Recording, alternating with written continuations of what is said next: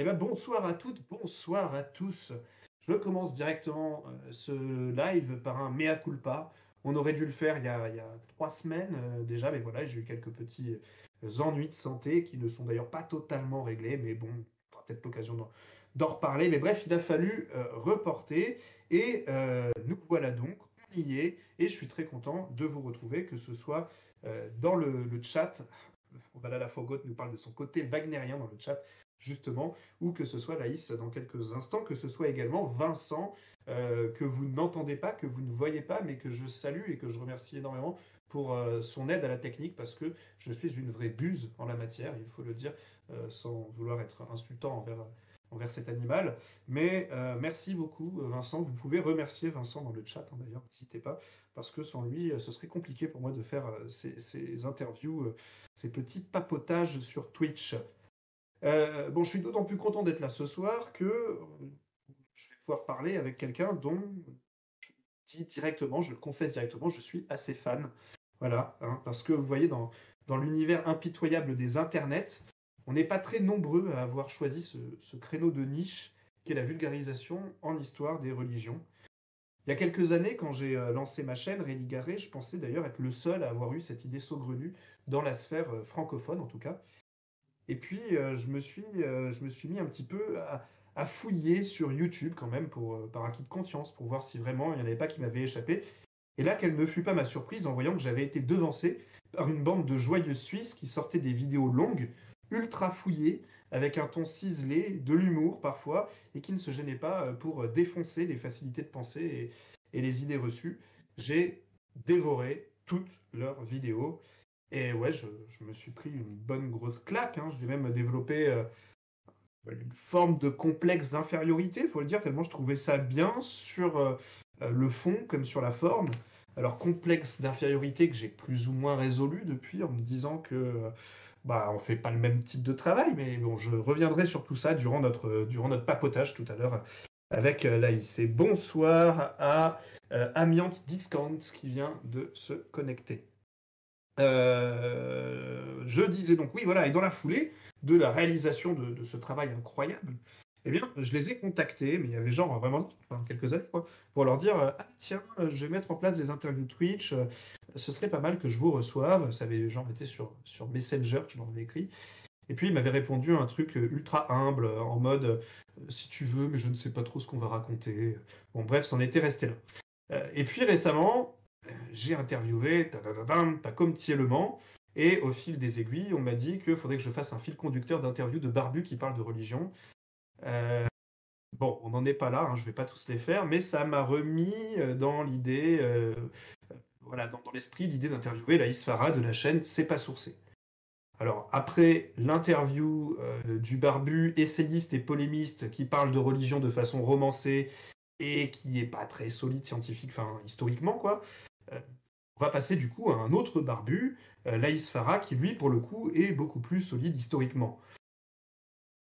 On va pouvoir parler de lui déjà dans ce temps qu'on va passer ensemble, hein, parce que de son parcours, de pourquoi il a développé cette passion pour les questions religieuses, pour le roi Arthur également, parce que il m'intrigue ce bonhomme. Et puis par-delà son parcours, on va bien entendu parler de C'est pas sourcé, sa chaîne YouTube avec ses compères, de la jeunesse du projet, de son évolution, de son avenir, des thèmes abordés. Et puis on va également parler d'un autre projet porté avec ses collègues Antoine et Camille via leur association Sourfous. Ah, c'est pas dur. Je vais lui demander tout à l'heure. Sourfous. Bon, bref, l'association Sourfous, elle porte le projet Rex Quandam Rexque Futurus, un podcast consacré à la geste arthurienne. Et bonsoir Son of Chaos, très content de te voir parmi nous ce soir. L'occasion en tout cas aussi de revenir sur certains événements sensationnalistes récents qui ont eu lieu dans le petit monde des études arthuriennes. Oui, j'ai même employé le mot sensationnaliste, c'est quelque chose qu'on n'entend pas souvent quand même dans le monde universitaire. Bien entendu, je parle de toute cette histoire autour de Ségurant, chevalier au dragon, qui a fait l'objet notamment d'une vidéo sur la chaîne C'est pas sourcé. Bon, bien entendu, cher chat, n'hésitez pas à intervenir, à poser des questions. Dans la mesure du possible, je rebondirai sur vous avec toute la prestesse que je peux déployer en pareilles circonstances. Bref, vous l'avez vu, le programme est chargé. On est ensemble pour 1 heure environ. Je vous propose qu'on retrouve sans plus attendre Laïs Farah. Enfin, sans plus attendre, pas tout à fait. Avant ça, il faut quand même encore attendre un petit peu parce que c'est les recommandations d'usage. Si vous ne l'avez pas déjà fait, courez vous abonner à C'est pas sourcé. Allez, écoutez également les super podcasts de Rex Quandam, Rex Que Futurus. Et puis, au passage, si vous pouviez aussi vous abonner à Réligaré sur YouTube, TikTok, Instagram, Dailymotion et soutenir mes activités sur les plateformes Ko-fi et Tipeee, eh ben, ce serait méga super cool. Bref, avant de papoter avec Laïs, c'est l'heure du générique. Badaboum!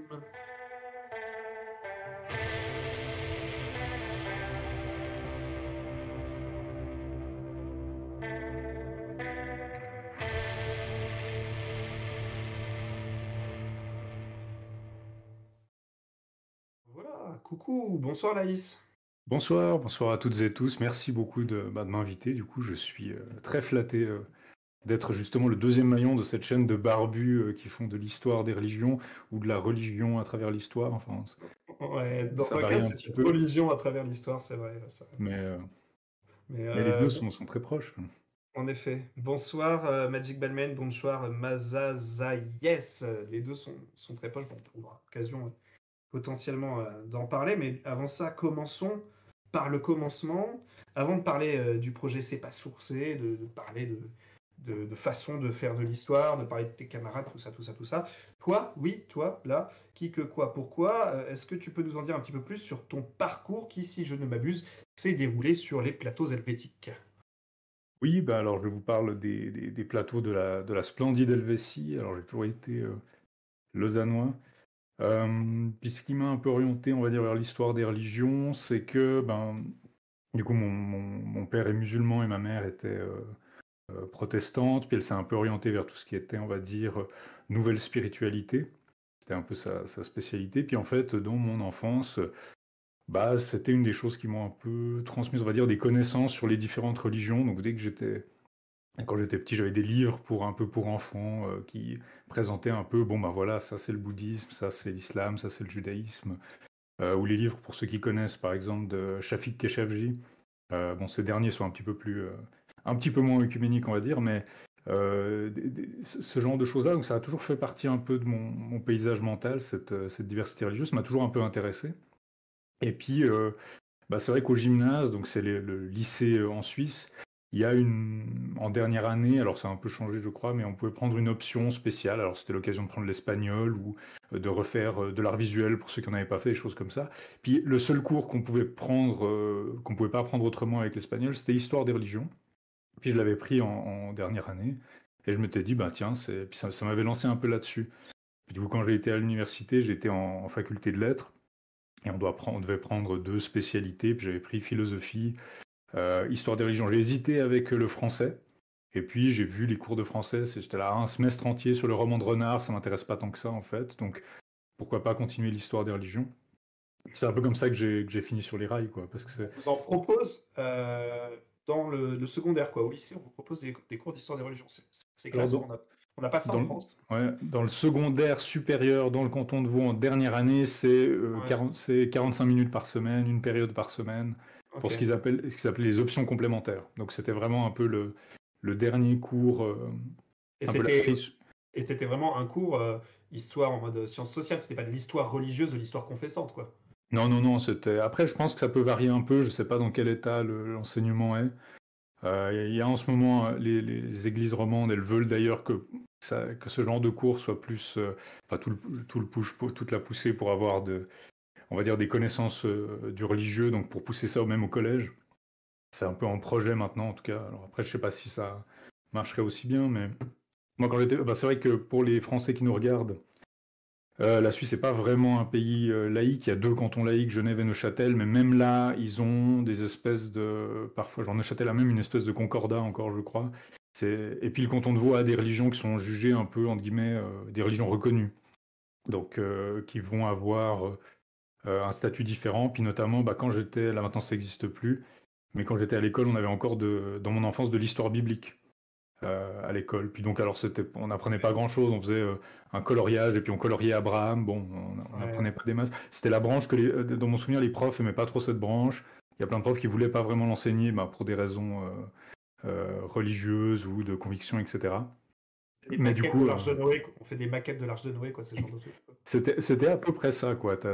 Ouais. Dans les scénarios que j'ai entendus, c'était soit ça, soit tu tombais sur un prof très chrétien, où là, du coup, c'était le catéchisme, quoi. Ok. Donc, Mais, tu mais as eu ce background du coup quand même là, ouais c'est vrai, c'est très différent de la France quoi, comme système. D'ailleurs, dans les endroits où c'est concordataire, nous en France, par exemple en Alsace, là où c'est encore concordataire, l'islam il n'a pas le droit, alors que c'est devenu une religion numériquement importante, n'a pas le droit d'être dans les religions concordataires et de hmm. bénéficier de ces avantages-là. Vous en Suisse, si c'est acté ça ou pas? Non, il y a des discussions qui posent beaucoup de Ouais. problèmes, évidemment. Dans le canton de Vaud notamment, parce que il y a différentes. En fait, en Suisse, c'est un islam qui est très diasporique, donc on va avoir numériquement la majorité, ça va être par exemple des gens des Balkans. Si on prend Turquie, Balkans, etc., ça va faire un peu la majorité des musulmans. Et donc, c'est souvent les mosquées, ça va être un centre communautaire, quoi. Ouais. Ça va être le centre communautaire albanais, va avoir une mosquée adjointe, etc. Et puis, du coup, il y a des questions intéressantes sur qui peut représenter tout ce monde. Alors, il y a des fédérations, il y a la mosquée de Lausanne qui prétend aussi à une espèce d'ancienneté. Et donc, qui peut dialoguer? C'est aussi un enjeu, en fait. Qui va représenter? Enfin, c'est le problème évident quand on a une église catholique, c'est simple. Euh, mais pour le reste, Forcément.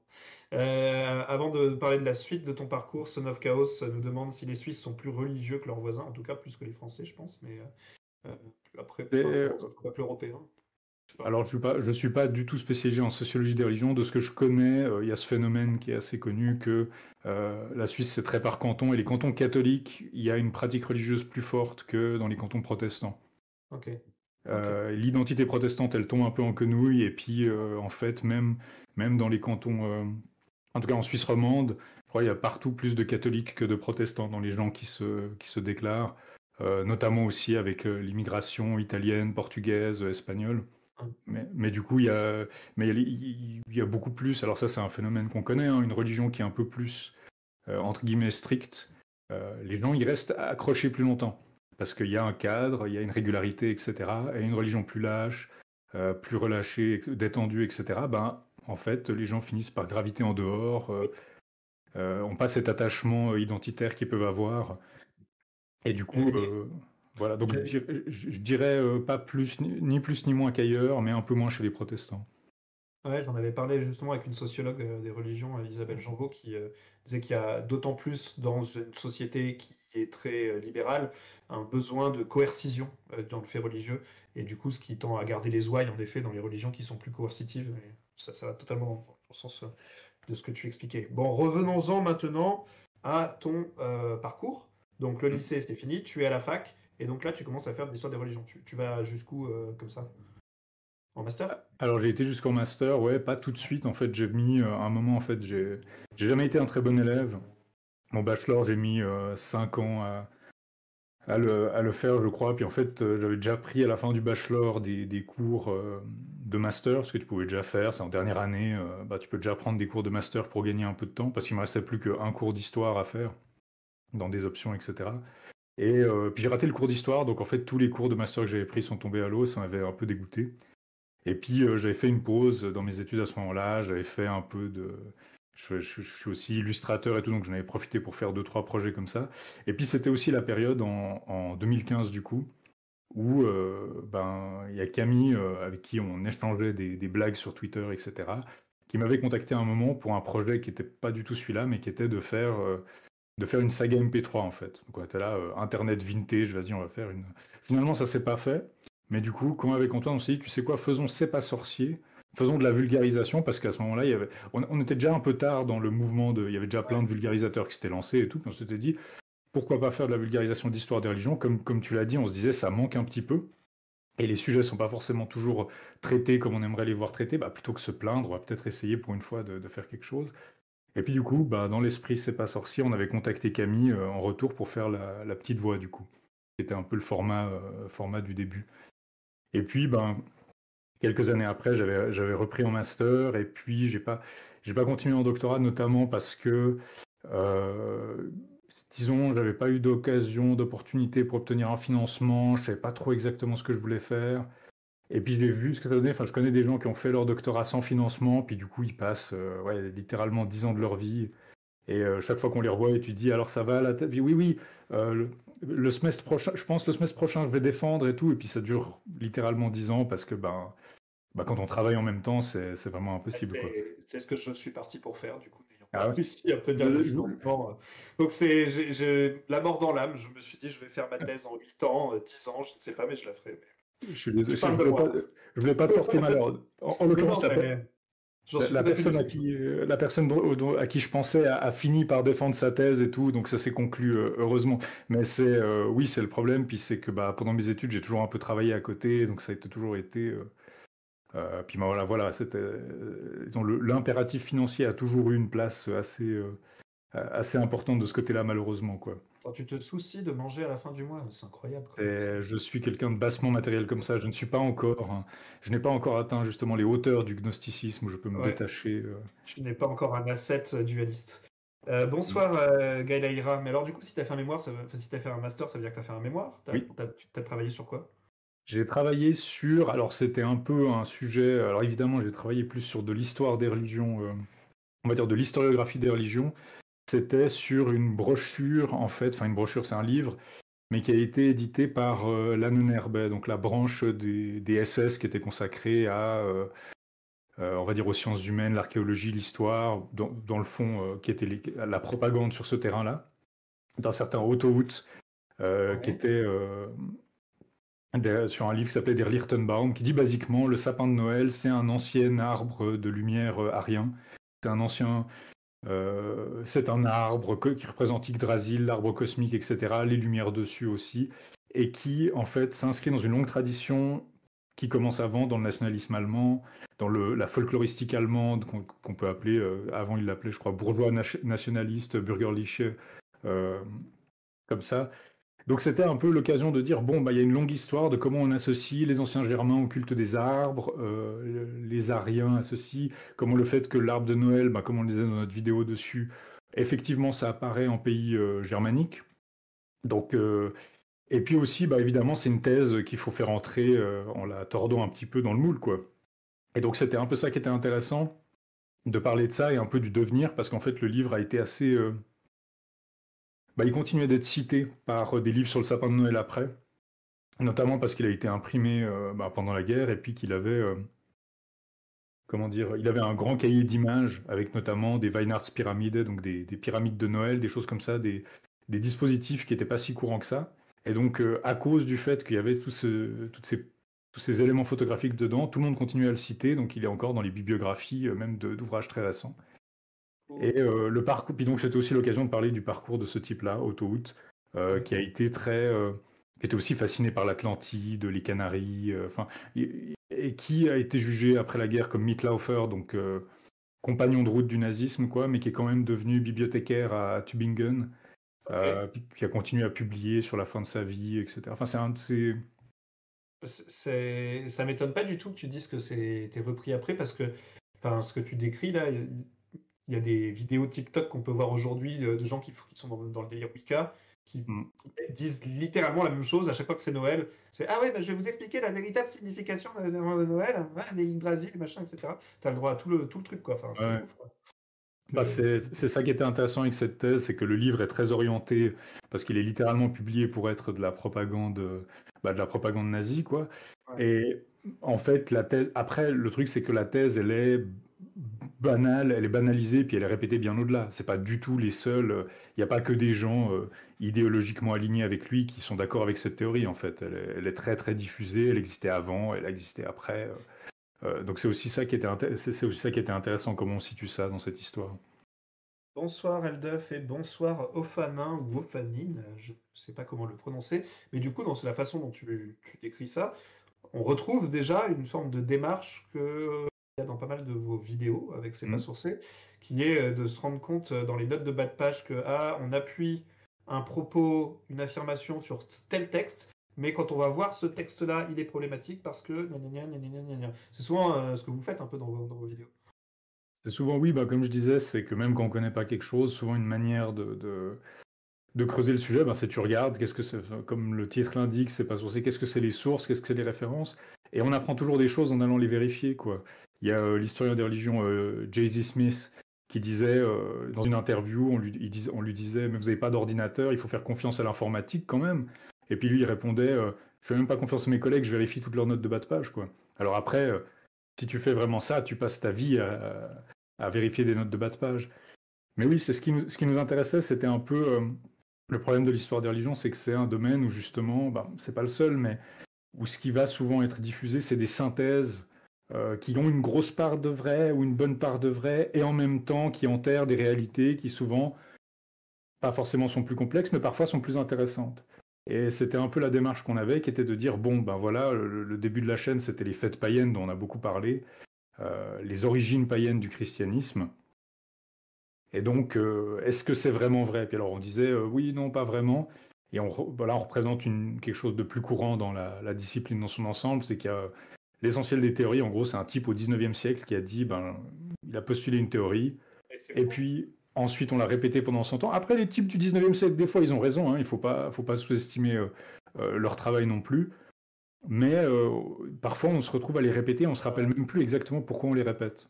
Mais même la catégorie religion telle qu'on l'entend aujourd'hui, c'est un truc qui est forgé au 19e siècle. En fait, c'est incroyable comment il y a énormément de conceptions et parfois d'idées reçues là, qui nous viennent de ce siècle-là. Il y a beaucoup de choses qui se sont élaborées à ce moment-là en termes de sciences sociales, le début des sciences sociales. Le problème, c'est que c'est des sciences qui n'avaient pas encore toute la méthodologie et toute l'historiographie qu'on a maintenant. Donc, il y avait des idées qui tapaient fort parce qu'elles étaient novatrices, mais sauf que depuis, on les a bien détricotées depuis, quoi.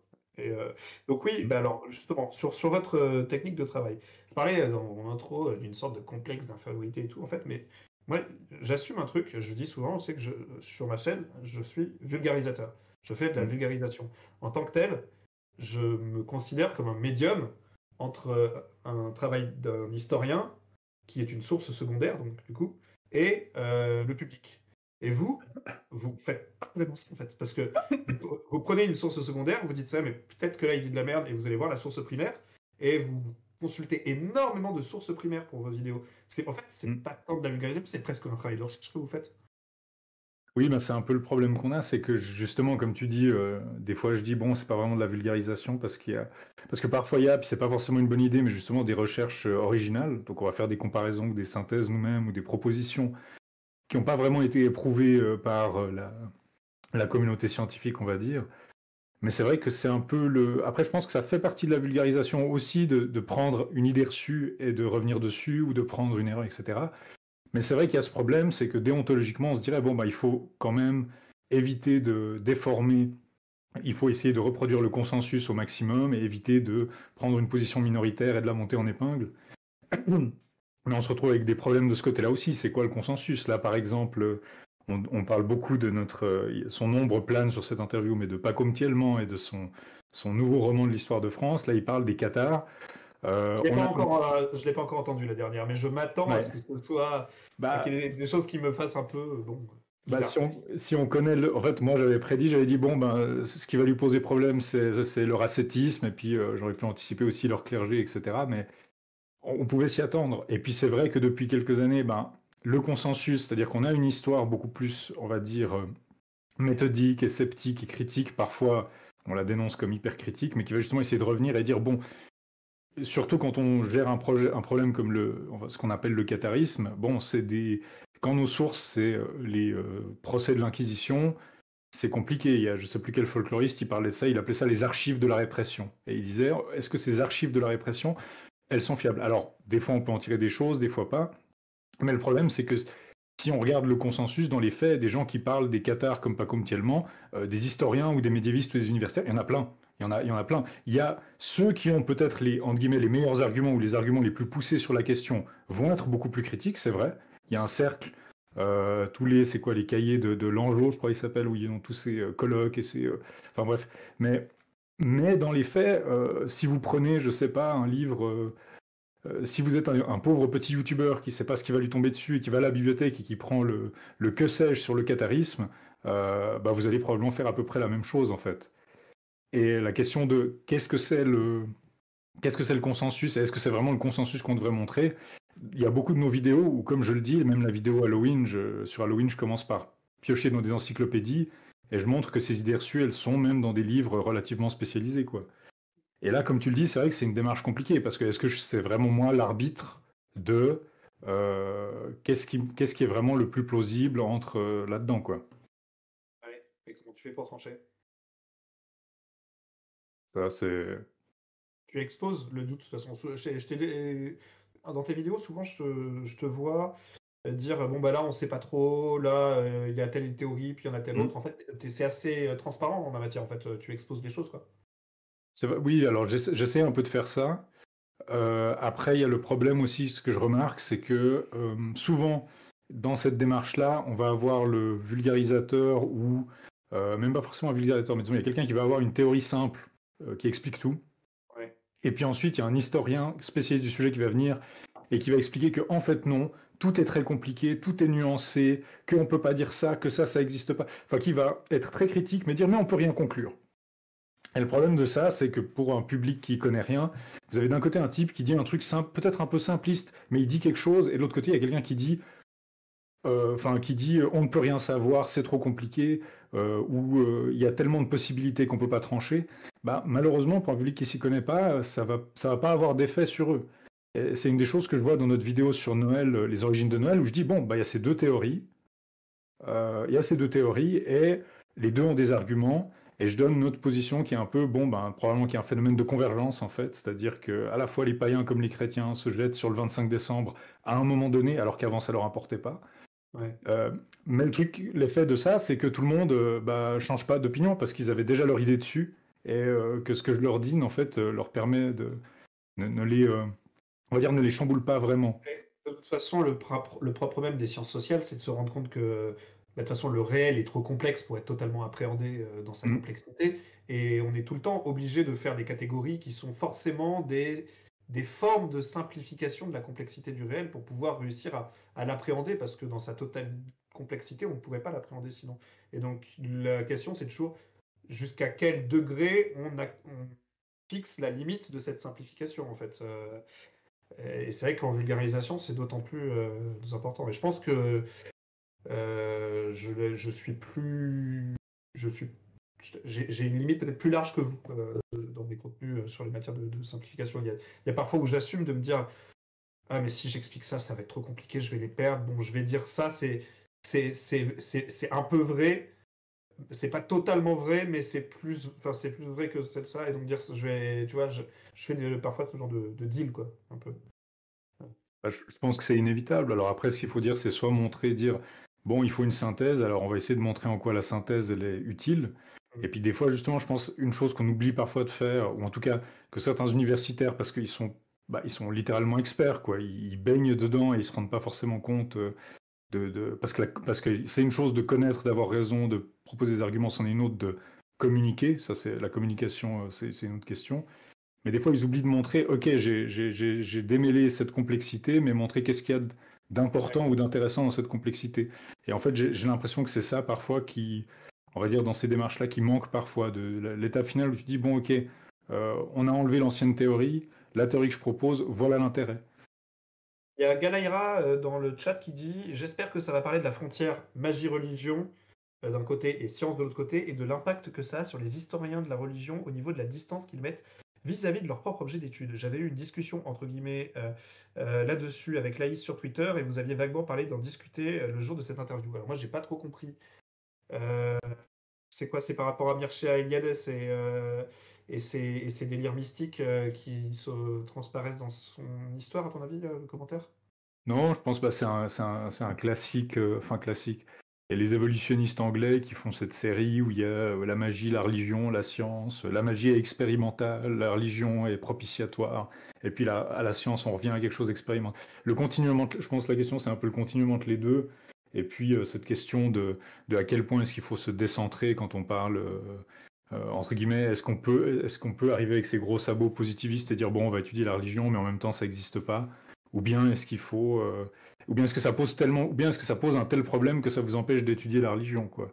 C'est vrai qu'en ce moment il y a un peu la mode des gens. Alors ça c'est peut-être pas tout à fait la question qui est posée, mais il y a des gens comme, il y a Marshall Salins, Mohamed Amer Méziane, les gens un peu à la Descola, la Tour.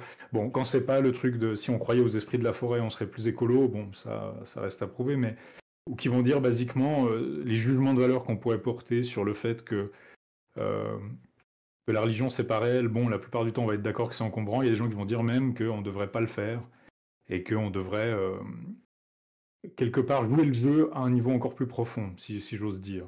Moi, je suis Mais pas. Amir Méziane, il est sur cette ligne-là, de dire qu'il faut quoi, jouer le jeu de la religion quand on parle de la religion. Il y a deux choses. Alors, Alain Méziane, j'ai pas lu tous ses livres et Ouais, tout. J'ai pas envie non, de... non, j'ai pas senti ça en le lisant. Mohamed Amer Méziane, j'ai pas envie de caricaturer sa Ouais. position. Ce qu'il dit, c'est que, bah, par exemple, il dit, bon, quand il y a son histoire qu'il aime beaucoup, je crois que c'est au Vietnam, on dit qu'il y a un dragon dans la mine de charbon et du coup, on veut pas l'exploiter. Puis il dit, bon, bah, on voit que cette croyance du dragon, le fait qu'on croit qu'il y a un dragon, ça a des conséquences concrètes sur le fait que est-ce qu'on exploite cette mine de charbon ou pas. Et donc, il explore un peu la question de la sécularisation en lien avec le développement du capitalisme et le processus colonial, dans le sens où on a déblayé toutes ces croyances aussi parce qu'il y avait... Enfin voilà, c'était dans un processus. Après, on peut faire les flèches dans les deux directions. Il va dire, bon, on peut pas... Et puis donc lui, ce qu'il dit, c'est, bon, c'est un petit peu de, comment il dit ça, de l'impérialisme épistémologique de dire que le dragon n'existe pas, mais ce serait tout aussi arbitraire de dire qu'il existe. Donc il faut être dans une Ouais. espèce d'entre-deux, quoi. Bah, après, moi, dans mes cours de sociaux des religions en master, on nous disait il faut être dans l'agnosticisme méthodologique, quoi. Mm. C'est pas, en gros, et c'est vrai que ça, c'est l'attitude que j'adopte, quoi. Je suis pas là pour aller débunker un dogme particulièrement, ni pour aller le conforter, quoi. En fait, juste, je dis les événements tels qu'ils sont agencés et on postule. Ah oui, c'est aussi ça, c'est postuler la bonne foi des acteurs religieux, des pas Ouais. postuler, sauf preuve du contraire, qu'ils sont là pour escroquer, mentir, etc. Et typiquement, quelqu'un qui dit avoir une révélation mystique, une communication avec Dieu, on postule de base qu'il est de bonne foi. Ça ne veut pas dire que la communication, elle est réelle, mais ça veut dire qu'en tout Mm. cas, lui, il croit, quoi. Euh, une fois qu'on a postulé ça, ensuite on avance, quoi. Mais c'est vrai que sinon, ça devient un peu ce truc aussi des zététiciens, là, de tout le temps vouloir impérativement tout débunker dans les questions de religion, et je trouve que c'est pas forcément l'approche la plus pertinente non plus, quoi. Oui, il y a cet agnosticisme, comme on dit, agnosticisme méthodologique, donc on dit, Ouais. on ne sait pas, comme un acte de méthode, justement, où on dit, bon, pour les besoins de l'analyse, ça ne nous préoccupe pas, parce que c'est pas notre Voilà, but de prouver la réalité ou l'irréalité. Maintenant, il y a c'est la de la question posture. de, est-ce que c'est pas un peu hypocrite bah, si tu le fais pour la méthode, mais tu peux quand même être influent, enfin, si, en gros, si tu crois pas, ça va quand même influencer ton action, même si pour la méthode, tu suspends verbalement ton jugement. Est-ce que, je crois que chez Méziane, un des trucs qu'il va dire, c'est qu'il y a aussi un enjeu, pas seulement méthodologique, mais on va dire, si on veut s'adresser à, enfin, disons, si l'essentiel de la population du monde est religieuse, et qu'on veut communiquer avec, leur parler, bah, il faut le prendre en compte. Et je crois qu'il dit à un certain niveau, on ne peut pas le prendre en compte que de manière, entre guillemets, opportuniste. Bah, c'est des problèmes qui sont vieux et qui touchent pas que à la religion, beaucoup à la religion à cause des objets de la religion, mais il y a l'étude classique de Jeanne Fabre-Sada, les mots, les morts, non, c'est les mots, la mort, l'essor, les mots, je crois que c'est ça le titre, où elle est dans le bocage et elle s'insinue un peu dans une société paysanne qui a des rituels qu'on pourrait appeler de sorcellerie, de propitiation, de protection du bétail ou autre. Et en fait, ce qu'elle montre dans son étude, c'est que quand on débarque avec des sabots d'ethnologue comme ça et qu'on veut étudier ce qui se passe, les gens au départ ils vous disent mais ça existe, enfin ils vous disent oui oui des croyances, ben du temps de mon grand-père ça existait, ou bien dans le village là-bas il y a peut-être un type qui y croit. Et en fait quand elle commence à entrer dans cette économie, on va dire dans ce système, et on va dire à gravir les échelons, c'est-à-dire qu'elle-même elle va participer à des choses, elle-même on va commencer à la créditer d'un certain pouvoir sur ces choses-là, etc. Elle a accès à des choses que si elle n'avait pas joué le jeu entre guillemets, bah les gens lui auraient dit non ça n'existe pas, j'y crois pas. Et elle réalise qu'en fait, pas du tout, les gens y croient, etc.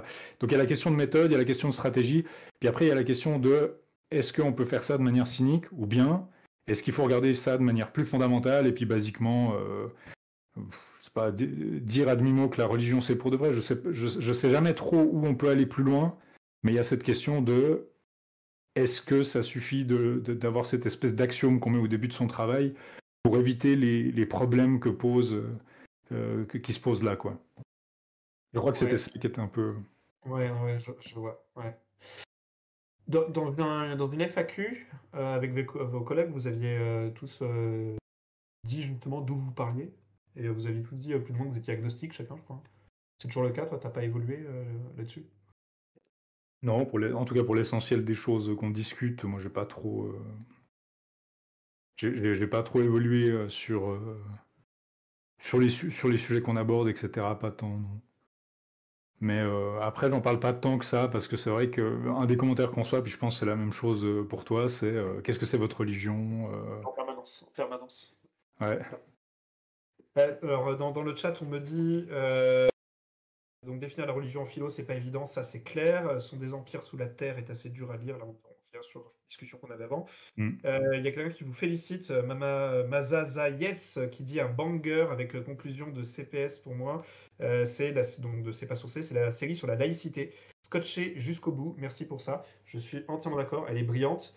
Et Merci. d'ailleurs, vous faites énormément de vidéos qui ne sont pas du tout sur de l'histoire contemporaine. Je crois que c'est la seule Mm. que vous avez sortie qui traite d'histoire contemporaine. Euh, Mm. Pourquoi? Et est-ce que il y aura à l'avenir des fois d'autres sujets d'histoire contemporaine sur la chaîne? Ouais, c'est juste la vidéo sur la laïcité, tu vois, c'est un peu différent de ce qu'on a fait d'habitude. Je pense que c'est celle qu'on a fait qui est le plus univoquement, vraiment, vulgarisation, histoire contemporaine. On s'appuie sur l'approche de certains auteurs, parce que là, par exemple, on s'appuie beaucoup sur l'approche de Bobéro, par exemple, explicitement. Euh, on n'en a pas fait tant que ça. Je pense que c'est un peu parce que ben, l'histoire des religions, cette histoire des religions un peu critique et réflexive, elle a un peu tendance justement à regarder bon, où est-ce que le nœud s'est noué. Et du coup, ça veut dire revenir aux grandes théories du 19e siècle, donc revenir à la fin du christianisme, Antiquité tardive. On revient un peu toujours dans ces terrains-là, hein. Donc après, on en a un peu sorti parce que ça se répétait un peu. Est-ce qu'on pourrait traiter des sujets modernes? Oui. On a des sujets un peu plus on va dire, polémique. Après, on a des vidéos sur lesquelles on travaille depuis très longtemps, puis on sait que de toute façon, ça va être une catastrophe. Par exemple, on a une sur... moi, un de mes chevaux de bataille, c'est les comparaisons un peu à la religion, où tout est une religion, le libéralisme est Ouais, une religion, le marxisme est une religion, etc. ouais. Et une des vidéos qu'on voulait faire, c'était sur la question des, comment on appelle, les religions politiques. Est-ce que le fascisme est une religion? Alors la vignette ce serait fascisme égale religion, point d'interrogation, très provocateur. C'était La Vinoc question, qui avait écrit là-dessus, je sais plus qui est-ce qui avait écrit là-dessus déjà. Il y a un livre entier qui développe, qui fait une comparaison entre le fascisme et le système fasciste et la religion. Je sais plus qui a écrit ça.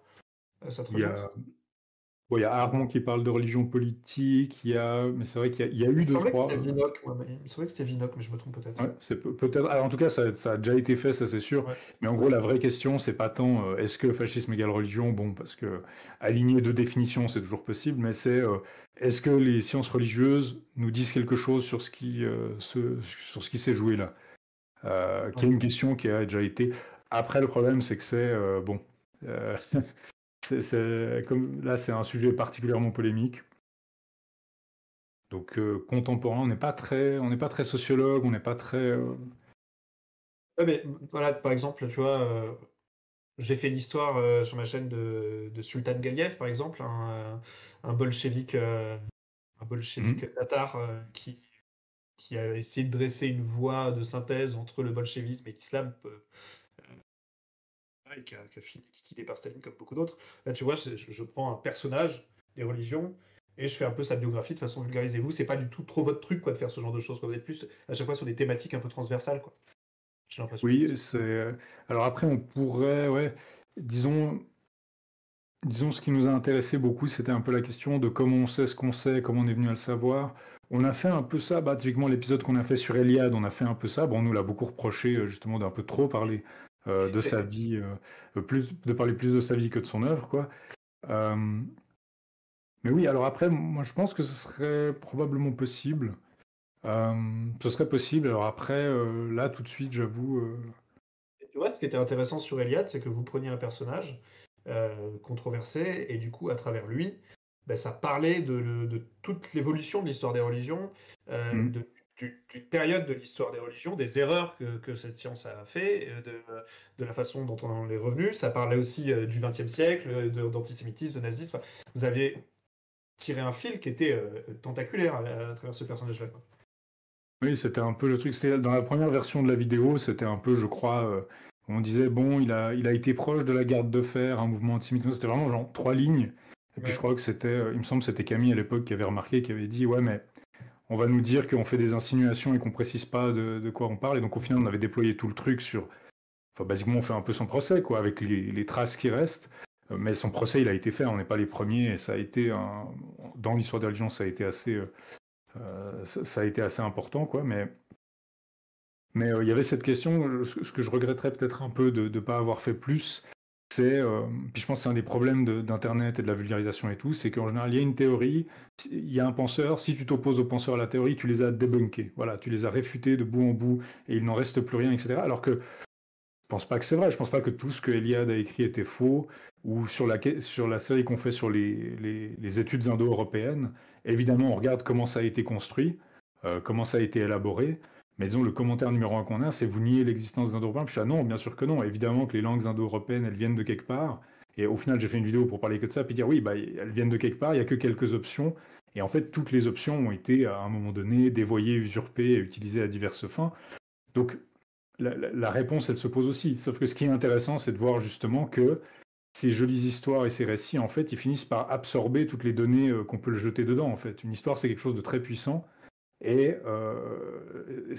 en fait, elle peut toujours s'adapter à ce qu'on va découvrir. À la fois, c'est une bonne chose parce que ça montre que la science évolue et peut se remettre en question. Et à la fois, se pose la question de si aucune donnée ne change notre histoire, euh, à quel point est-ce que l'histoire n'a pas une existence indépendante, quoi, et que notre rigueur n'y change pas grand-chose. Il y a Magic Balmain, pas, qui dit tu peux lancer l'AI sur le sujet de, ouvrez les guillemets, ça être comme religion, fermez les guillemets. Ah ouais, j'en ai parlé un peu juste avant.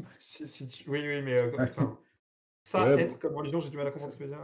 ça être comme, bah, c'est sur Twitter, j'ai un long fil où je dis machin, c'est comme religion. C'est-à-dire quand je vois Ah passer, oui, bah là il y a eu un truc il y a 2 jours. ah d'accord, c'est ça, c'est ce que tu disais, ouais, ouais, ok. Voilà, Sur le marxisme, c'est la religion, le capitalisme, c'est la religion, c'est ça, ok, c'est tout ça. est comme religion. Ok, Oui, ouais. puis c'était un des sujets que je voulais traiter dans cette vidéo justement sur est-ce que le fascisme c'est comme la religion pour dire bon, il n'y a pas un seul courant politique qui n'a pas été comparé à une religion à un moment ou à un autre. C'est des comparaisons qui sont faciles à faire, à la fois parce que bah, le monde a été religieux pendant des... Enfin, la religion a tous les domaines de la pensée humaine ont été connectés à la religion pendant des millénaires, donc forcément, à la fois, déjà, ça laisse forcément une trace, et puis d'autre part, il y a aussi la question qui est, à mon avis, pas assez abordée, qui est, est-ce qu'il n'y a pas des choses plus fondamentales encore que cette catégorie de religion, en fait? Ce que je disais sur Eliade, c'est que quand on parle du sacré avec majuscule, le sacré, c'est facile on se fait vite embobiner, en fait, par les majuscules et la réification. Mais si on dit, bon, qu'est-ce que c'est quelque chose qui est sacré? D'accord, c'est quelque chose qui est important et qui est protégé. Ça n'épuise pas toutes les dimensions du sacré. Mais si je dis sacré égale important et protégé, bah, je vais voir qu'il y a des raisons rationnelles, objectives, matérielles de protéger des choses ou de les considérer comme importantes. Et je vais voir que, en fait, c'est ça la question aussi, c'est est-ce que ça ne nous empêche pas de regarder à un niveau encore plus élémentaire, quoi. Si je peux dire ça en un mot. Vous vous décrivez comme une chaîne d'histoire des religions, mais en fait, vous faites quand même pas mal d'anthropologie aussi. Vous avez quand même... Vous remontez à des choses assez fondamentales. Ouais, alors après, qu'est-ce que l'anthropologie? Ouais. C'est une conception de l'homme à visée scientifique. Enfin, je sais plus ce que c'est la définition canonique, conception de l'homme à visée scientifique. Mais, Le terme exact, je l'aurais pas non plus. mais Mais oui, oui, c'est pour comprendre l'humain. un peu. Alors après, on a peut-être aussi un peu, on fuit un petit peu aussi peut-être devant l'anthropologie où justement on se méfie un peu de la nature humaine, de tout en les hommes, l'homme religieux qui fait tout le temps ça. Ou pour parler un peu de mon approche en anthropologie, c'est que bah, par exemple, là, j'ai pas eu l'occasion de le lire, mais il y a Bernard Lahire qui a fait un livre sur c'est quoi les invariants dans les sociétés humaines, je sais plus comment il s'appelle, mais où il essaie de faire cette espèce de lien entre sciences du vivant, sciences humaines pour voir un peu qu'est-ce que l'ethnologie nous montre sur les structures fondamentales des sociétés humaines, etc. Peut-être moi, mon approche, c'est que ça m'intéresse beaucoup moins, les invariants m'intéressent beaucoup moins que la variété, en fait, dans cette... c'est-à-dire, oui, il y a une société où les femmes s'occupent des enfants et puis les hommes vont à la guerre, bon, oui. Quand on en a vu 20, 30, 40, 50, on se dit, oui, effectivement, c'est un invariant, mais justement, moi, personnellement, ça m'intéresse beaucoup moins que la société qui a un twist là-dessus ou qui a fait autrement. Et, euh, et Et donc c'est pareil pour les dieux et sur les voilà, symboliques qui peuvent être attachés à ces dieux-là, quoi, du coup. c'est ça, bah, les fameux exemples, c'est bon. La plupart des gens vont avoir le ciel masculin et la terre féminine, c'est quelque chose de très transversal chez les Ouais, Grecs, ouais. même dans le domaine austronésien, etc. Puis il y a les Égyptiens qui ont l'inverse. Puis Ouais. moi, je trouve intéressant que des fois on ait justement que l'humanité ait aussi joué un peu sur la même gamme, mais que parfois ils aient fait un peu les variations. Il Puis y ce dont on peut. a Ouais. le récit coranique sur la péninsule pré-islamique qui nous dit qu'il y aurait eu des adorateurs d'un dieu dont j'ai oublié le nom qui était dieu masculin lune, justement. C'est vrai que c'est assez. Oui, Euh, c'est vrai que par rapport au culte dont on a l'habitude plus en Europe, etc., c'est assez original, quoi. oui, bah c'est en arabe, Qamar la lune, c'est masculin, Shams le Ouais. soleil, c'est féminin, qui est probablement une trace de ça. En Mésopotamie, il y a le dieu Sin, qui est un dieu lunaire masculin aussi, ça se trouve. En... Mais même dans le domaine, chez les, comment ils s'appellent, ces royaumes de Bactriane, je sais plus comment ils s'appellent, mais ils ont un dieu lune qui s'appelle le Mao, et Ok. qui est aussi un homme, donc ça se trouve. Et en fait, c'est ça qui est intéressant justement, et qui est un peu c'est un des trucs, c'est on veut pas lâcher cette notion de nature humaine, etc., mais on la concocte d'une manière qui est très peu. Parce que moi, l'idée qu'il y a des régularités ou des tendances chez l'homme, je pense que c'est une des choses qui informe ma vision de la religion. Le fait que les êtres humains sont pas si différents les uns des autres, et on n'est pas si différents et on réagit, on a les mêmes besoins, on réagit à des circonstances qui sont pas si différentes les unes des autres, qui sont différentes parfois, mais ça nous amène parfois à des phénomènes de convergence où des gens vont retomber sur les mêmes choses en fait. Parce qu'il n'y a pas mille manières. Alors, ça peut être, on peut voir ça de manière un peu totalitaire et structuraliste à la Lévi-Strauss, où on essaie de tout réduire à des petits schémas binaires. Mais plus largement, je pense qu'un exemple typiquement, c'est cette fameuse question du gnosticisme. Je crois que c'est Koulianou, ben cet élève d'Eliade, il en parle et il dit basiquement tous les courants gnostiques, si on les aligne et qu'on fait un tableau et qu'on regarde, dans les faits, c'est pas beaucoup plus que des variations sur les premiers chapitres de la Genèse, où il dit basiquement les ingrédients, ils ont toujours été là, et on va toujours avoir tendance. Alors, c'est le gros problème, c'est est-ce qu'on arrive à faire des filiations, ou bien est-ce que c'est simplement que, face à certaines questions, à certaines choses, on va retomber sur les mêmes choses. Dans sa dernière vidéo, Paco Mtielman, il parle justement du fait que les Qatars rejettent la... Je ne sais plus s'il le dit pour les Qatars, mais quelqu'un qui rejette la croix comme symbole sacré parce qu'ils disent « Ah, c'est un instrument de torture, le Seigneur a souffert dessus, donc on ne peut pas le vénérer ». Et ça, c'est quelque chose qui a apparu plusieurs fois, qui a une raison logique d'exister. Puis il y a même des... Je ne sais plus quel comédien... Les témoins de Jéhovah actuellement n'ont pas la croix en symbole, hein. Enfin, c'est des trucs qui reviennent en permanence, hein, c'est clair. Et je sais plus j'avais vu un truc de stand-up où c'est quelqu'un qui disait c'est quand même bizarre, t'imagines, on a mis des croix partout, t'imagines si Jésus il revient, ce serait bizarre. Enfin, cet instinct logique-là, il peut surgir à différents moments. Et c'est ça qui Ouais. rend l'histoire des trucs comme le gnosticisme si compliqué, parce qu'au fond, si le germe est toujours là, comment est-ce qu'on peut en faire une histoire si on peut pas établir de lien entre eux, etc. Pour ça, il y a un truc que je voudrais dire, c'est un truc qui m'énerve un petit peu des fois, mais d'abord, Son of Chaos dit que je suis peut-être un petit peu loin de mon micro. Alors, c'est pas possible parce que mon micro est là, mais si il y a d'autres personnes qui trouvent que je suis trop faible dans le chat, on peut peut-être demander à Vincent de me rehausser un tout petit peu. Donc, n'hésitez pas à dire dans le chat le cas échéant. Sur ce truc des liens, moi, il y a un truc qui m'énerve beaucoup, mais je pense que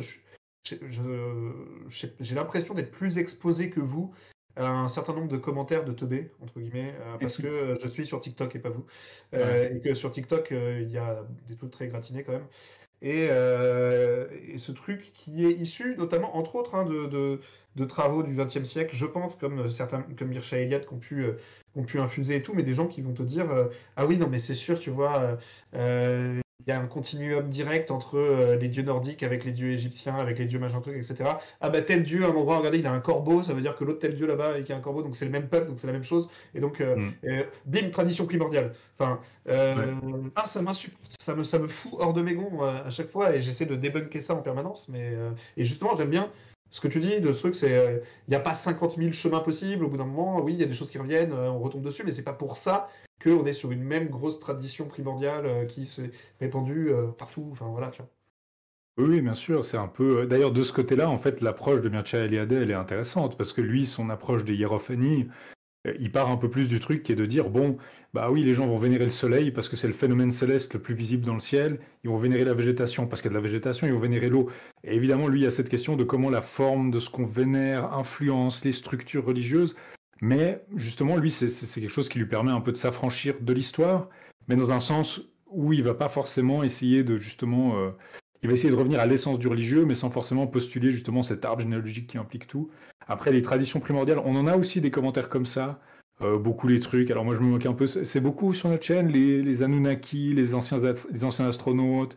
euh, c'est puis c'est compliqué parce que c'est là que l'histoire des religions, elle entre dans un conflit qui est que, on parlait avant de justement d'être l'agnosticisme, d'être charitable, etc. Mais il y a ce problème que beaucoup de gens font de l'histoire des religions pour des raisons religieuses et que la frontière entre un collègue un peu bizarre qui a une théorie bizarre et un croyant qui a une théorie religieuse, une théorie religieuse de l'histoire, elle est très fine.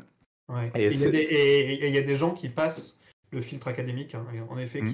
qui chopent des postes et qui font plus de l'histoire religieuse que de l'histoire des religions. Et ça, c'est vraiment problématique, quoi. J'en Bah, ai croisé. Ouais. c'est un souci, mais à une autre échelle, c'est justement la question de la critique. C'est, par exemple, bah, nous, on parle beaucoup des fêtes et des origines des fêtes, et on dit, ah ben, on raconte cette histoire, mais en fait, elle est fausse. Mais le problème, c'est que avoir une fête et puis lui inventer une histoire derrière, c'est une pratique humaine universelle. C'est une pratique humaine universelle. Donc, je suis en train de faire quoi? Est-ce que je suis en train de combattre le concept d'avoir une petite histoire Ouais. derrière une fête? Ces origines païennes, notamment, elles font en fait des fois partie, je pense que c'est très clair pour Halloween, ça fait partie de, on ne sait pas pourquoi on fait cette fête, bah on a cette histoire qui va avec. Et donc, est-ce que je suis en train de m'opposer à une théorie que j'aime pas, ou est-ce que en fait je suis en train de combattre une pratique religieuse? Et là, effectivement, je peux plus prétendre être l'objectivité, etc. Parce que, puis c'est pour un autre exemple de vidéaste, bah, il y a récemment Bolche Geek qui a fait une vidéo sur la Saint-Valentin. J'y avais réagi parce que j'étais pas très convaincu par certaines Ouais, choses. c'est pareil. C'était dans le moment où j'avais mes galères de santé, etc., où j'étais pas à même de faire un réact ou quoi que ce soit, mais j'ai envisagé, j'avais commencé à prendre des notes. Ouais, il perd rien pour attendre. Mais non, en Ouais. fait, c'est le truc où je me sens toujours un peu. Enfin, je me sens aussi parfois un peu, pas coupable, mais un peu ballot de répondre à ça, parce que je me dis, bon, j'ai répondu, mais si ça se trouve, il va plus jamais parler de la Saint-Valentin de sa vie, quoi. Donc la correction, Ouais. qu'est-ce qu'il va en faire? Mais Ouais. surtout, se réapproprier une fête ou réécrire les origines de la fête, etc., bah, c'est une pratique humaine normale dans ce domaine-là. Est-ce que je peux vraiment, si je m'oppose à ça, bon, bah, ça veut dire que je deviens un rabat-joie universel et je vais aller vers toutes les fêtes et leur dire non, vous n'avez pas le droit de dire ça, vous n'avez pas le droit de raconter ci, c'est pas historiquement prouvé. Je te verrais La trop dans frontière ce entre rôle en même temps. Je te verrais trop dans ce rôle. Le rabat-joie universel des fêtes, quoi. Mais oui. il y a ce problème-là, c'est que à la fois c'est comme justement moi, c'est pour ça que j'ai tendance à défendre Paco Mtielman, c'est que bah il a le droit de s'approprier, il a le droit de raconter l'histoire à sa sauce s'il a envie, quoi. Et, Ouais, euh, et et je moi, trouve qu'il fait la part des choses assez bien de ce côté-là, par exemple. ouais, et je suis assez d'accord avec ce qu'avait dit Florian Besson, qui est le médiéviste qui anime le compte actuel Moyen-Âge, où il avait dit en fait la droite se gêne pas pour faire des romans nationaux à tout bout de champ en permanence, en permanence, en permanence. Et bon, bah là, il y a quelqu'un de gauche qui le fait. Pour une fois, ça donne un autre type de roman national. Alors certes, tu l'as redit récemment, hein, sur certains points, comme avec les Qatars, etc., c'est des trucs non, comme sur les Francs, c'est des trucs qui ont déjà été entendus largement avec les Mhm. Républicains, nos ancêtres les Gaulois, etc. Mais en tout cas, dans la bataille culturelle actuelle et l'ultra hégémonie de la droite, c'est pas absurde qu'il y ait un mec qui fasse ça, même si et qui le fait en prétendant pas être historien comme il le dit à chaque fois, etc. Mais c'est sûr que c'est pas la même démarche que la tienne ou que la mienne. Voilà. Oui, Alors bien sûr. on parlait des commentaires. Aujourd'hui même sur Twitter, il y a quelqu'un qui a dit, enfin, faudrait dire X. Il y a, je cite PDXcom, c'est son pseudo, qui a demandé, ouvrez les guillemets, j'espère que Rémi Garret te demandera le top 3 de tes commentaires préférés. Fermez les guillemets. À toi. Oui, alors, je reposte souvent, c'est-à-dire qu'il y a des commentaires que des fois, bah, parfois même les commentaires, quand je les valide pas forcément sur la chaîne parce qu'ils sont un peu trop perchés ou hors sujet, j'aime bien les partager parce que c'est un petit côté. Euh, Après, souvent, c'est des gens qui ont clairement pas regardé la vidéo, mais on a justement, comme on disait, on a tendance à attirer des commentaires un peu perchés parfois. Ouais. Je crois que mon commentaire préféré, ça reste je pense que vous êtes juif parce que vous prononcez bien l'hébreu, alors que je prononce pas du tout bien l'hébreu et tout, mais je l'aime bien parce il est pas négatif. Il est un peu, il est dans le constat, dans la postulation comme ça. Ou alors on a eu, non, je sais pas, alors là où j'ai pas fait mon top 3 des commentaires, mais c'est vrai qu'on a des choses assez, parfois un peu délicate parce que typiquement la vidéo, je pense la pire c'est la vidéo sur Satan, parce qu'on a clairement des gens qui, bon alors je pense que c'est parce que la thématique de Satan, on va dire, forcément ça parle aux gens, on va dire, qui entendent des voix. Et du coup, c'est des gens qui ont pas l'air d'aller très bien ou qui alimentent des délires ou des choses en tapant Satan dans la barre de YouTube, quoi. Et c'est un peu, c'est vrai que des fois, ce qu'on voit dans ces commentaires, c'est un peu purement inquiétant, quoi, pour ces J'ai personnes-là. j'ai des maçons, des fois, qui essayent de poster pour bien qu'on voit qu'ils sont francs-maçons, tu vois, en mode ils mettent un code maçonnique, genre ah, je suis discret, je parle à un code, allez-vous le deviner, vous, chers initiés, puis ils signent leur truc ensuite en mettant fraternellement à la fin. Ouais, ouais, ouais, bah ok, c'est rigolo. Je sais pas, c'est le genre de personnes qu'on peut attirer sur nos chaînes des fois. Euh, voilà, voilà. Alors, cher chat, je suis désolé, je me tourne un petit peu moins vers vous maintenant parce que l'heure tourne et puis il y a d'autres sujets dont je voulais parler. Notamment, ouais, tu l'as dit, le projet C'est pas sorcier à la base c'était 3 personnes, mais il se trouve que quand même, bah, vachement, on voit beaucoup vachement la Isfara, quoi. Mm. Euh, En fait, c'est une question de temps, voilà. Maintenant, c'est plus toi qui porte la chaîne. Peut-être que ça redeviendra collégial plus tard après, c'est ça, enfin. Oui, alors alors après, ça a toujours été moi qui faisais un peu l'essentiel du travail derrière, parce que logiquement, c'était bon, bah, c'était ma formation en histoire des religions, etc. Mais c'est vrai qu'on était plus, on va dire, collégial au début. Là, Antoine n'a pas trop le temps avec le travail, Camille avec les études depuis un moment. Puis même moi, honnêtement, j'ai pas beaucoup de temps non plus avec le travail ces temps. On a un rythme de production qui est très ralenti de base. Mais on continue à bosser ensemble. Camille continue à faire des recherches ponctuellement. Alors, c'est des épisodes où justement, on ne sait pas trop quand on va les sortir, sous quelle forme ils vont sortir. Est-ce que ça va sortir sous une forme qui n'est pas une vidéo aussi? C'est un truc qu'on se demande de plus en plus maintenant. Justement, si on sort 3 vidéos par an, est-ce qu'on pourrait pas aussi. C'est vrai qu'on a un tiroir avec plein de scripts jamais finis, jamais faits. Bon, il y a un jour, probablement, on va juste en faire un article écrit, et puis voilà, quoi. C'est aussi ça la question. Yana a dit que tu les avais évincés comme un commissaire soviétique. Qui ai-je évincé? Bah, tes collègues. Oui, c'est ça. Comme un commissaire Je les- soviétique. C'est le problème de la vidéo, on peut pas. C'est plus compliqué que de retoucher les photos, quoi. Ouais. Pour, pour enlever Antoine. Ok. La chose que tu préfères que tu préfères faire ou recevoir sur C'est pas sourcé et la chose que tu détestes le plus. Je préfère faire ou recevoir. Ouais, la chose autour de cette chaîne, dans le fait de participer à cette chaîne, le truc que tu préfères et le truc que tu détestes le plus. Ben, c'est bon, facile à dire, mais je pense que c'est en vrai, le processus de recherche, même si ça peut être vite fastidieux, prendre du temps, on tourne en rond, etc. Mais je crois que c'est le truc que j'aime beaucoup, surtout en fait depuis que je suis plus aux études, quoi. J'aime bien, ben, les lire et faire des recherches, etc. sur mon temps, à mon rythme, etc. Et, euh, et aussi pouvoir le faire un peu plus, je n'allais pas dire gratuitement, mais sans avoir, parce que bon, quand on est à l'université, parfois on n'a pas le temps, on est en train de scanner des livres avec les yeux en cherchant que les infos qui nous intéressent. Et puis, ouais, je pense faire des recherches. Et ce que j'aime pas, en vrai, bah, la partie montage, la partie autopromotion, etc. La partie. Ouais, en vrai, ces temps-ci, le montage, j'ai des problèmes techniques assez lourds en ce moment. Mon ordi a décidé d'arrêter de fonctionner avec ma version de première. Et j'ai toujours pas trouvé de solution. Donc, DaVinci Resolve est ton ami? ouais, c'est ça le problème en fait. C'est que moi, j'ai une version de première zombie que je voulais pas changer parce Ouais. que j'étais habitué. Et puis. Bah, du coup, elle est pas très. De toute façon, elle est pas soutenue. Puis avec ma Ouais. carte graphique, ça ne marche plus. Et ouais, je dois faire le deuil et puis trouver d'autres. Mais du coup, j'ai pas envie de commencer de grands montages en ce moment. Donc c'est un peu une période de pause, quoi. Mais c'est Ouais, vrai que ça manquerait un peu au niveau financier aussi. Mais c'est un truc où ça fait un moment que je me dis, j'aimerais peut-être payer quelqu'un même assez cher pour faire le montage à ma place, quoi. Mais pour faire le montage. Moi, ce que je dis, c'est que dès que j'arrive à dégager un tout petit peu d'argent sur la chaîne, c'est le premier truc que je fais, quoi. C'est payer quelqu'un pour le faire, quoi. Parce que quel enfer, quel enfer. Et puis après, le montage, c'est vrai que moi, quand je suis dedans, il y a aussi des moments où j'aime. Enfin, quand je suis en plein milieu, des fois, des moments où je me dis, ah, c'est quand même intéressant de pouvoir tester des choses différentes, etc. Mhm.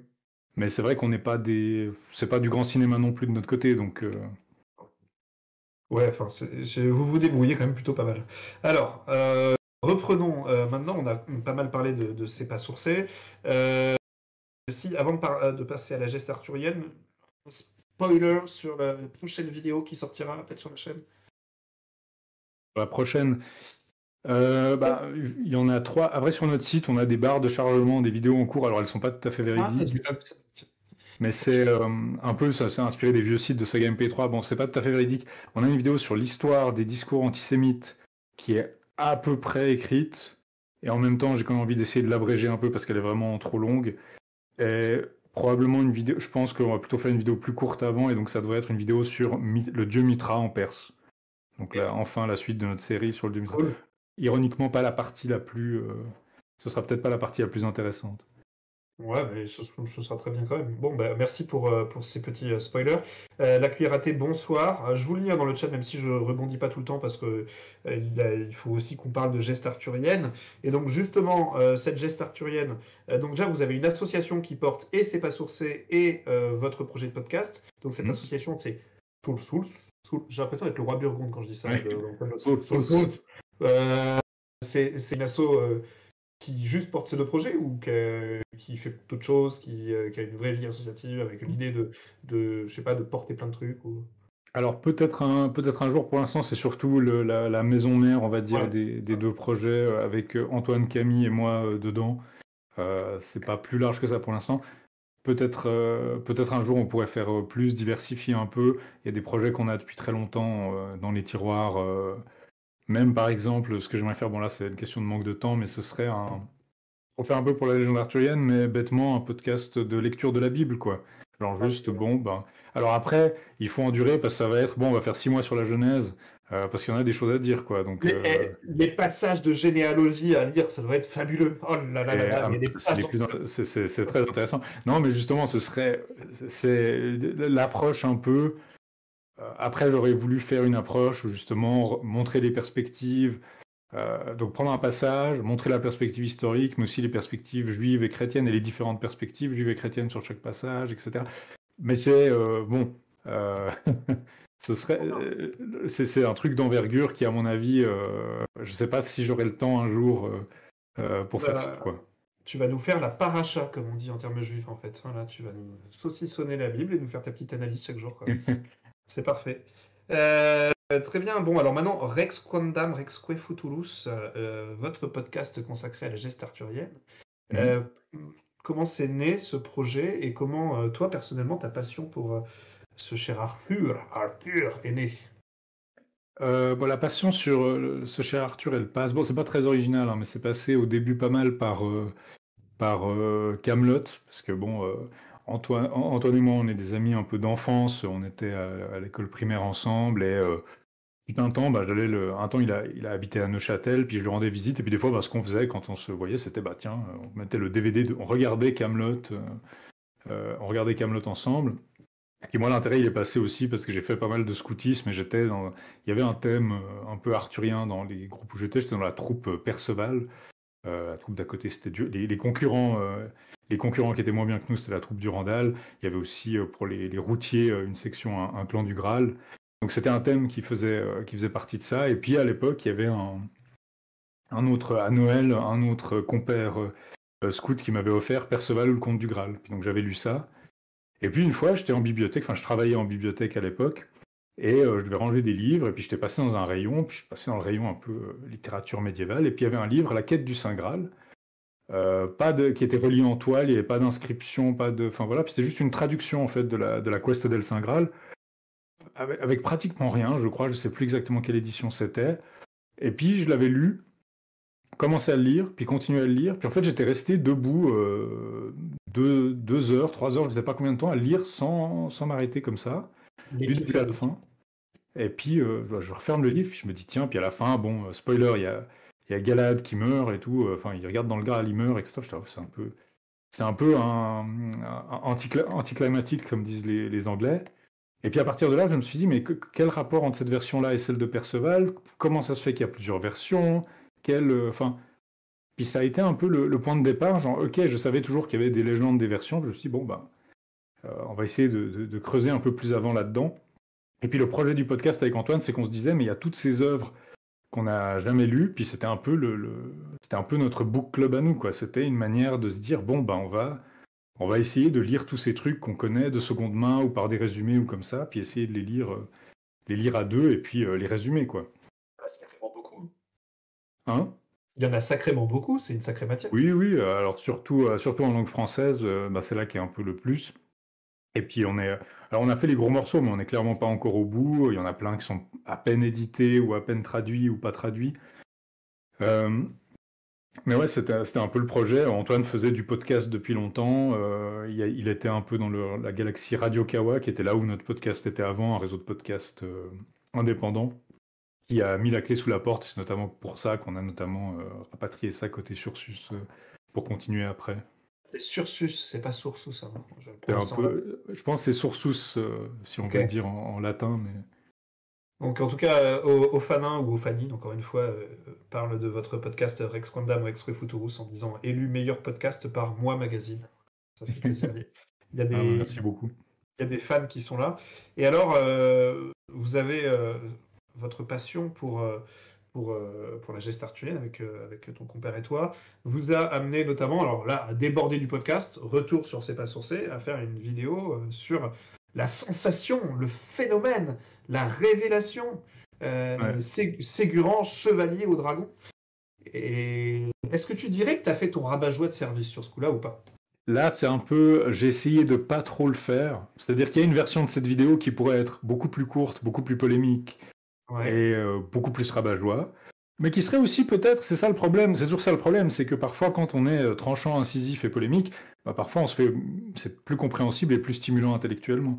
Mais non, on essayait de. Après, moi, les commentaires qui m'ont vraiment fait plaisir, c'est ceux qui disaient, bon, c'est intéressant et ça me permet de mieux justement évaluer le travail de l'éditeur de Ségurant, Emmanuel Arioli. Parce que c'est un des trucs qui est triste dans la présentation médiatique, c'est qu'en fait, la plupart des gens ne comprennent pas du tout ce qui est en jeu, parce qu'il y a des théories, des découvertes, des analyses qui sont en jeu et qui sont importantes. Mais en un mot, c'est la note qui domine un peu toute la publication, c'est roman perdu redécouvert, manuscrit perdu redécouvert, alors qu'en fait, est-ce qu'il était complètement perdu? Il y a quelqu'un qui a décrit ce manuscrit de fond en comble en 1926. Les spécialistes, ils le connaissaient un petit peu, ils le mentionnent de temps en temps. Mais en même temps, c'est vrai que le dossier était négligé. Et puis voilà, il y a quelqu'un qui a rouvert le dossier, proposé une autre chronologie, proposé d'autres éléments. Et c'est quelque chose qui est méritoire en soi. Mais c'est Oui, un donc peu... voilà, pour celles et ceux qui tomberaient sur cette interview et qui connaissent pas l'histoire, hein, il y a en effet Monsieur Emanuele Arioli qui a sorti donc qui a édité, qui a publié un roman arthurien qui aurait été oublié et qui nous ferait découvrir un nouveau chevalier de la table ronde qu'on ne connaîtrait pas. Et ça a fait sensation. Il y a eu vraiment plein de sujets de presse là-dessus. Et toi, comme tu viens de le dire, avec cette démarche-là, tu as remis les choses un petit peu en place en disant non, mais c'est pas inintéressant, mais en effet, comme tu viens de le dire, c'est pas une découverte, il y avait déjà ça avant. Voilà. Ce que moi j'ai trouvé très très bien dans cette démarche-là, et là où pour le coup c'est sincèrement et authentiquement de la vulgarisation, c'est que ça donne à voir au grand public, je trouve, la fabrique de l'emballement médiatique par rapport au rythme universitaire et à la fabrique d'une production universitaire et voir comment les deux ne se coïncident pas et les deux peuvent. Enfin, tu vois, et j'ai trouvé ça très intéressant, ce qu'on pouvait percevoir de ça dans votre dernière vidéo sur la chaîne. D'ailleurs, je pense que ça fait partie des bonnes raisons pour lesquelles une partie du sujet n'est pas vraiment abordée. Alors, il y a le problème que on n'a pas vraiment le temps d'aborder ça sur un plateau télé ou un plateau de radio parce que c'est un peu compliqué, quoi. La vidéo, elle fait 2 heures, hein. C'est pas non plus. Je prétends pas que c'est quelque chose de simple, mais il y a aussi le fait qu'il y a cette question de déontologie. C'est est-ce que c'est des sujets qu'on peut vraiment adjuger dans la sphère publique hors du monde académique? Une fois qu'on a cette nuance, par exemple, un truc que Arioli fait pas, c'est qu'il critique pas ses collègues. C'est-à-dire qu'il a été critiqué, il a des critiques à faire envers ses collègues, c'est normal, c'est comme ça que ça fonctionne. Mais simplement, une fois que vous êtes sur tous les plateaux télé du monde, est-ce que vous allez monter ça en épingle et puis un peu jeter vos collègues en pâture? Non, ça se fait pas vraiment. Donc il y a des bonnes raisons aussi, on va dire, d'escamoter certaines parties du débat.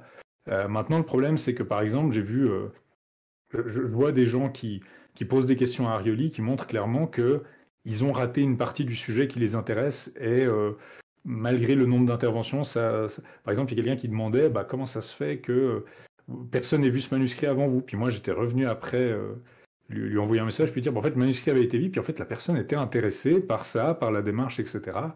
Et c'était un peu dommage. Donc moi, comme je disais, les commentaires qui m'ont vraiment fait plaisir, c'est ceux qui disaient, en fait, je comprends mieux ce qui se passe, en fait. Et je comprends mieux là où c'est vraiment, entre guillemets, c'est toujours la question, c'est qu'est-ce qui est une découverte ou pas. S'il y a 200 médiévistes qui connaissaient Ségurant, est-ce qu'il était vraiment connu? C'est un peu ça la question aussi. Qu'est-ce que ça veut dire oublier? Et puis, cet emballement, il est somme toute aussi normal parce que les journalistes, pour avoir été journaliste jadis, on passe d'une interview sur un sujet sur du tout autre du jour au lendemain, et c'est humainement impossible d'être spécialiste en tout, littéralement impossible. Donc à un moment, forcément, tu prends un peu pour argent comptant certains trucs, quoi, et t'es tout le temps dans des simplifications. Là encore, et quand tu as le journal d'à côté qui a interviewé un tel parce qu'il a découvert un roman arthurien, est-ce que toi, en tant que journaliste qui doit faire ton sujet avec la fabrique de l'info en continu, ultra contrainte, où tu dois tout le temps sortir des interviews, tout le temps machin, etc., tu as le temps d'aller voir qu'il y a un mec au début du XXe siècle qui a fait déjà une recension du livre, etc. Enfin, tu vois, c'est super compliqué comme sujet, en fait. Non, c'est ça. Puis j'aimerais dire, pour mettre un peu en relation, c'est que là, on parle quand même d'un sujet très de niche. C'est-à-dire même quelqu'un qui est médiéviste ou qui s'occupe des études arthuriennes, ils étudient pas forcément les prophéties de Merlin, ce roman dont il est entremêlé à la tradition, ou Guiron le Courtois, qui sont pas édités, qui sont édités mais pas traduits, un peu compliqués. Enfin, Guiron, c'était pas édité, bref. Je veux dire, moi, quand j'ai lu le livre, quand il est sorti, je crois que je l'ai lu en 2021, 2 ans après sa sortie, j'en ai parlé dans l'émission, puis à l'époque, je connaissais pas bien ça, alors que je suis quand même dans les gens qui sont pas spécialistes, je dois être dans les 1% de gens les mieux renseignés parce que je passe mon temps à lire des trucs arthuriens. Et malgré ça, c'est un sujet où je vois pas effectivement, je vois pas d'univers où il y aurait un spécialiste des prophéties de Merlin dans les rédactions de chaque journal. Ça n'existe pas. Donc c'est toujours un challenge. Mais ce problème du manuscrit redécouvert, comme on le disait, c'est un problème plus large. D'ailleurs, du côté religieux, là, il y a ça, c'est un problème dans la presse, notamment israélienne. Ils aiment bien ressortir on a une nouvelle découverte, un peu d'antiquité biblique, etc.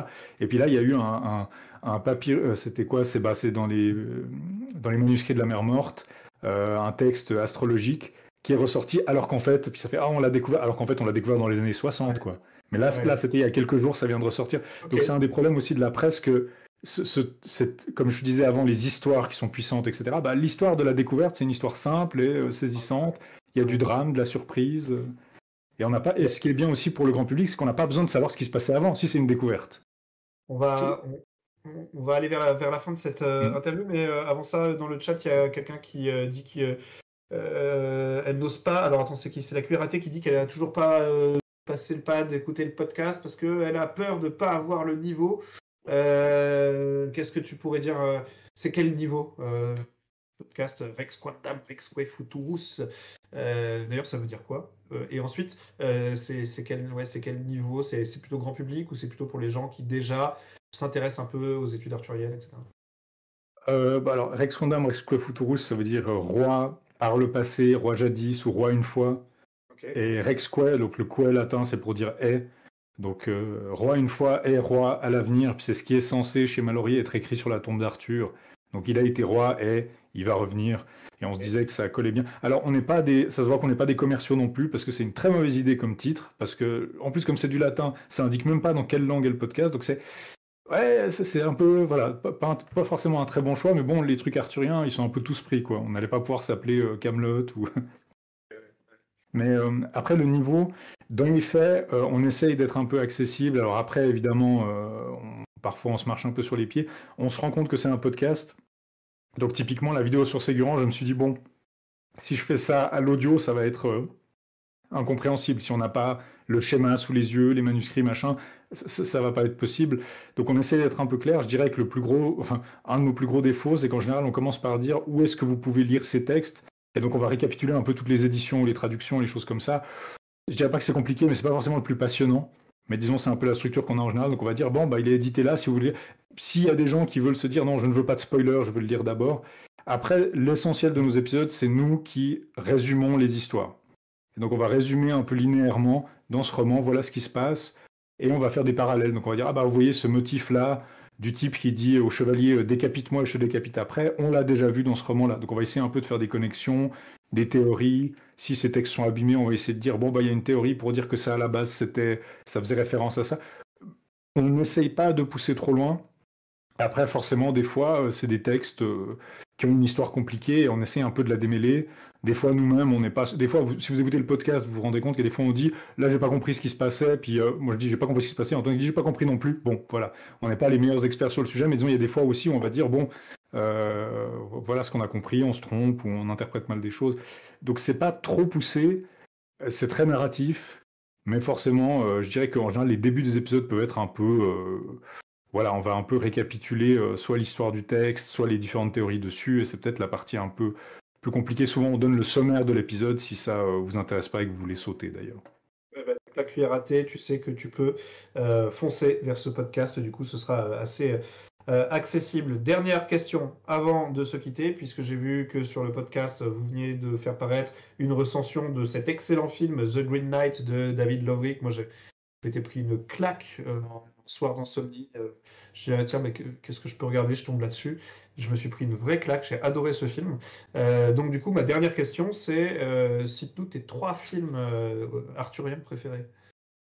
Alors, mon film arthurien préféré, Péché mignon, ça reste Excalibur de Borman. Très kitsch, il y a ce côté très dark fantasy, les paysans qui rampent dans la boue, etc. Ça plaît pas forcément aux médiévistes. Il y a Merlin qui a une espèce de chapeau métallique. Je sais pas trop pourquoi ils ont fait ça. C'est pas une très bonne idée. Nicole Williamson arrive quand même à avoir un Merlin extrêmement saisissant, mais Excalibur, je l'aime beaucoup parce que c'est peut-être pas le meilleur film arthurien, mais c'est certainement le film arthurien le plus arthurien. Je pense que dans mon top 3, il doit y avoir en tout cas The Green Knight. Et puis, alors, troisième, je dirais deuxième The Green Knight. Et puis, troisième, je pense, en vrai, probablement le Merlin l'Enchanteur de Disney. Il a quand même un charme. Oh, il est cool. Ah, ça me fait Madeleine de Proust là que t'en parles. Ouais, je m'attendais à ce que tu dises Sacré Graal. Ouais, c'est vrai que j'aurais dû mettre Sacré Graal, mais c'est vrai que tu vois, je le considère même pas. Non, c'est vrai, Sacré Graal est peut-être avant Merlin l'Enchanteur. Ouais, ok. Bon, eh ben merci pour ce classement. Il y a Iliana qui est très content, ou Ilianas, qui est très content d'avoir vu passer l'info de la sortie du podcast sur The Green Knight, qu'il ou elle attendait avec impatience. A priori, Navid qui dit c'est un vrai plaisir à écouter et à regarder en tout cas. C'est vraiment mon go-to-to. Et ce qui est bien, c'est que les différents visionnages ou écoutes font qu'on en retient et qu'on prend un peu plus. Ah, donc je pense qu'il doit parler soit des podcasts, soit des films, soit peut-être The Green Knight, je sais plus. Qu'est-ce qu'il est beau, The Green Knight, dit Ophanien. On est d'accord. Il se retient de dire le film Kaamelott. Alors, moi aussi, comme toi, j'ai aimé Kaamelott, voilà, les séries, et puis surtout les dernières saisons de Kaamelott m'ont beaucoup plu. C'est vrai que le film, ça a été quelque chose d'un peu douloureux pour moi, mais bon, je sais pas pour toi, mais... Ouais, c'était pas. Bon, on en a parlé longuement, je ne saurais plus dire exactement ce que j'ai dit sur le moment. C'était pas mon favori, mais après, moi, je me rappelle que quand la saison 5 est sortie, il y a beaucoup de gens qui l'ont détesté aussi. Ah, moi, j'avais adoré la saison 5 pour le coup. Ouais, moi c'était probablement ma préférée, justement, mais Ouais. du coup, j'étais content. En fait, moi, c'est ce que je dis. On en parlait avec Antoine sur le podcast récemment, on se disait, mais moi, je préfère que des gens soient un peu. La plaie des fictions arthuriennes, c'est le côté un peu design par comité, où on se dit, bon, on va faire le truc le plus moyen possible, genre des trucs qui sortent comme The Winter King, où là, il y en a un autre qui sort sur Daily Wire Plus, où ça a l'air d'être un peu fantasy, un peu des Celtes, un peu des romans, etc. Avoir un type comme Astier, qui est un peu monomaniaque, qui veut tout faire, dans ce domaine-là, ça donne quelque chose de plus intéressant, je trouve. Et moi, j'ai envie de voir où il veut aller plus que. Et même si c'est pas parfait, en fait, ça m'intéresse plus que d'avoir un énième film sans caractère, quoi. Mais en fait, justement, je trouvais qu'il avait réussi à trancher un caractère qui me plaisait beaucoup, moi, avec la saison 5. Voilà, il allait vraiment dans une direction donnée. Et que là, le film, il n'a pas su où aller, en fait. Et qu'il a voulu refaire de l'humour comme au début, mais en même temps refaire de la tragédie. Et du coup, là, ça avait moins de caractère parce qu'il essayait de tout faire en même temps. Et que ça marchait moins. Alors que j'aurais aimé qu'il soit dans la continuité directe de la saison 5, dans le ton. Mais bon, c'est comme ça. On verra la suite. Et puis tout ça. Merci en tout cas beaucoup Laïs, c'était un plaisir de pouvoir discuter entre barbus qui s'intéressent aux religions ce soir. C'est ça. Bon, pour la prochaine, tu es obligé de prendre quelqu'un qui n'est pas barbu, là. Ah, mais, ça devient un peu. Ouais, non, mais c'est vrai qu'il faut, sinon ça va devenir lassant, il va falloir que je fasse quelque chose à ce niveau-là. Merci Vincent également à la technique, même si on ne te voit pas et on ne t'entend pas, c'était fort précieux. Merci aussi au chat d'avoir été avec nous et qui continue de poster des petits mots en ce moment même. On va déco, on arrive au terme de ce stream. N'hésitez pas à aller suivre Laïs sur tous ses supports, il est super intéressant à suivre sur Twitter, même s'il a une certaine tendance à s'auto-retweet régulièrement, je trouve qu'il est assez rigolo. Mais en tout cas, c'est toujours très intéressant de le suivre. Et puis, bien entendu, abonnez-vous à C'est pas sourcé. Je suis sûr que vous l'avez déjà fait là. Allez suivre tous les podcasts de Rex Quandam, Rexque Futurus. J'adore le dire. C'est vraiment trop cool. C'est pas bankable comme mot, mais j'aime bien le dire. C'est classe, quoi. À l'oral, ça pète en tout cas. On peut aussi te suivre pour tes dessins, puisque tu es illustrateur. Hein, tu as un site. C'est ça où on peut retrouver tous tes dessins. Je mettrai tout en description. Oui, Ouais. laisfara.com, je dois le remettre un peu à jour, mais Voilà, sinon sur le Twitter. je mettrai les liens en description. De mon côté, vous pouvez bien entendu vous abonner sur YouTube, sur TikTok, sur Instagram, sur Dailymotion, mais oui, c'est très vintage. Et puis, vous pouvez soutenir mes activités via un don sur Tipeee et via Ko-fi. Dieu vous le rendra, que vous soyez croyant, athée ou agnostique. C'était Trom Denier, merci à tous les petits messages là dans le com, merci à Ilianas pour ton petit mot, merci à Eldeuf, merci au Fanim, merci La Cuillère AT, c'était Trom Denier pour Réligaré, et je vous dis à la prochaine pour de nouveaux lives et de nouvelles vidéos.